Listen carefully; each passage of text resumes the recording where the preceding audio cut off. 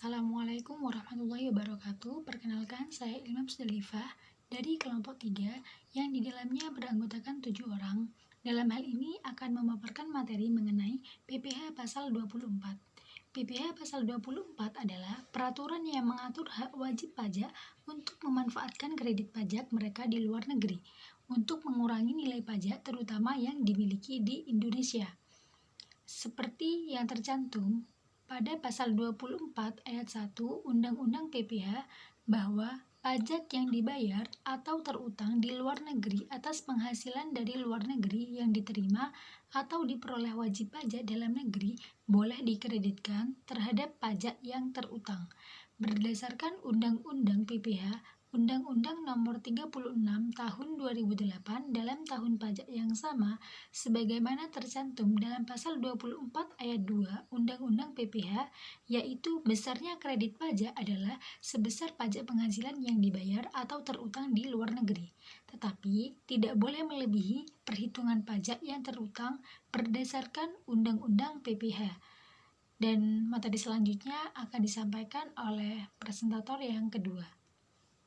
Selanjutnya yaitu subjek dan objek di PPh pasal 24. Yang pertama yang menjadi subjek PPh di pasal 24 yaitu wajib pajak dalam negeri yang terutang, pajak yang seluruh atas penghasilan. Yang kedua yaitu yang menjadi objek PPh pasal 24 adalah penghasilan yang berasal dari luar negeri. Sumber penghasilan kena pajak. Sumber penghasilan kena pajak yang dapat digunakan untuk hutang pajak Indonesia sebagai berikut. 1. Pendapatan dari saham dan surat berharga lainnya, serta keuntungan dari saham dan surat berharga lainnya. 2. Penghasilan berupa bunga, royalti, dan sewa yang berkaitan dengan penggunaan harta benda bergerak. 3. Penghasilan berupa sewa yang berkaitan dengan penggunaan harta benda tidak bergerak. Penghasilan berupa ketidakseimbangan yang berhubungan dengan jasa, pekerjaan, dan kegiatan.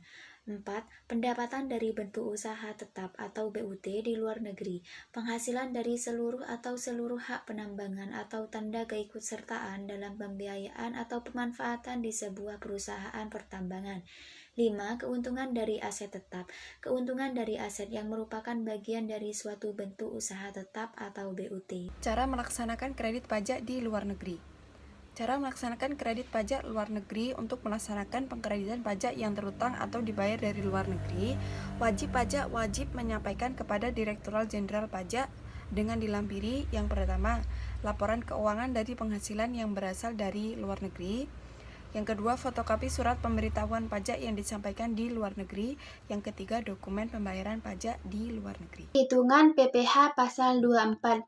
Berdasarkan ketentuan pasal 24 dalam Undang-Undang Nomor 36 Tahun 2008 tentang perubahan keempat Undang-Undang PPh, diatur bahwa pajak yang dibayar dan terutang di luar negeri atas penghasilan yang diperoleh dari luar negeri dapat dikreditkan terhadap pajak yang terutang. Batas maksimum kredit pajak luar negeri KP atau KPLN diambil yang terendah, yaitu jumlah pajak yang dibayar atau terutang di luar negeri. 2. Penghasilan luar negeri PPh terutang yang biasa digunakan sebagai penghasilan kena pajak. Yang ketiga, jumlah PPh terutang untuk seluruh penghasilan kena pajak dalam hal menghasilkan penghasilan kena pajaknya lebih kecil dari penghasilan luar negerinya, yaitu dengan catatan 1. Jika pajak penghasilan luar negeri yang diminta untuk dikreditkan itu ternyata dikembalikan, maka jumlah pajak yang terutang menurut undang-undang ini harus ditambah dengan jumlah tersebut pada tahun tersebut yang telah dilakukan. Yang kedua, jika penghasilan luar negeri berasal dari beberapa negara, maka jumlah maksimum KPLN dihitung untuk masing-masing negara. Untuk kerugian yang menderita di luar negeri tidak diperhitungkan dalam menghitung penghasilan kena pajak. Penghasilan dari luar negeri untuk tahun-tahun berikutnya dapat dikompensasikan dengan kerugian tersebut. Yang keempat, yang terakhir, dalam hal pajak menjadi menjadi luar negeri lebih besar dari kredit pajak yang tidak diperbolehkan. PPh pasal 24. Maka kelebihan tersebut tidak dapat diminta kembali atau dikompensasikan sebagai pengurang penghasilan. Tersebut adalah penggabungan penghasilan.